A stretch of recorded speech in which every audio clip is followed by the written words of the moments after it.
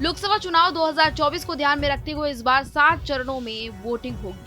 पहले चरण का मतदान पूरा हो चुका है, दूसरे चरण को लेकर तैयारी की जा रही है।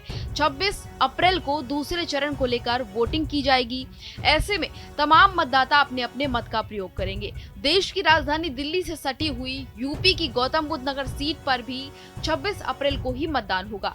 ये सीट एक वीआईपी सीटों में से एक है और इस बार सीट पर चुनाव को लेकर एक अलग ही नजारा देखने को मिल रहा है। इस सीट से बीजेपी, सपा और बसपा तीनों ने ही तमाम समीकरणों को ध्यान में रखते हुए अपने अपने प्रत्याशियों को चुनावी मैदान में उतारा है।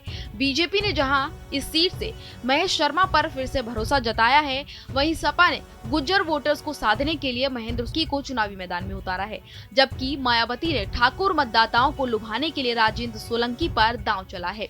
इस सीट पर करीब 26 लाख वोटर्स हैं और सीट पर गुज्जर और ठाकुर वोटर्स का वर्चस्व ज्यादा है।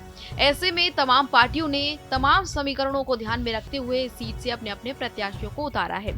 हालांकि इस बार इस सीट पर किस पार्टी को फायदा होने वाला है, ये आने वाला समय बताएगा, लेकिन जो समीकरण है उसके बारे में हम आपको जानकारी दे देते हैं। सबसे पहली बात ये कि बीजेपी को यहाँ से ब्राह्मण वोटर्स की वजह से फायदा हो सकता है, क्योंकि इस सीट से एक छत्र ब्राह्मण वोटों का ही कब्जा देखने को मिला है। हालांकि ठाकुर वोटर्स का भी यहाँ पर अच्छा खासा वर्चस्व है। राजपूत समाज भाजपा से नाराज है, इसलिए भाजपा को यहाँ से नुकसान भी हो सकता है।